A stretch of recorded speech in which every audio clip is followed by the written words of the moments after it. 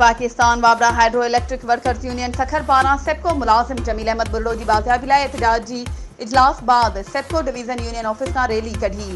Rally press club ॿाहिरां मुज़ाहिरो कयो।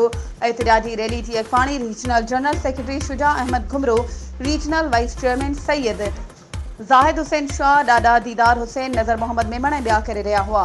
रैली के खिताब कंदे अॻवाननि चयो त इशफाक अहमद बहर, खलील अहमद डोमकी ऐं ॿियनि चयो त सेप्को मुलाज़िम जमील अहमद बुर्डो खे 10 ॾींहं अॻु गेड स्टेशन करमपुर मां ड्यूटी दौरान अगवा कयो वियो हो, पर कश्मीर पुलिस खेसि बाज़ियाब नाहे करायो। हुन आला अख़्तियारनि खां जमील बुर्डो जी जल्द बाज़ियाबी जो नोटिस वठंदे सेप्को मुलाज़िमनि खे हर मुमकिन तहफ़ुज़ ॾियण जो मुतालबो कयो आहे। जेकॾहिं अगवा थियल मुलाज़िम खे जल्द बाज़ियाब न करायो वियो त इलाइक़े जी बिजली बंदि कई वेंदी, जंहिंजी समूरी ज़िम्मेवारी लाॻापियल खातनि ते हूंदी। रैली में अब्दुल ख़ालिक सेठार, जावेद अब्बासी, अब्दुल रऊफ़ दायो, हिदायतुल्लाह कोराई, नदीम कोराई, अब्दुल शकूर भट्टी, अकील अहमद मंगी समेत वॾे अंग में सेप्को मुलाज़िम शामिल हुआ।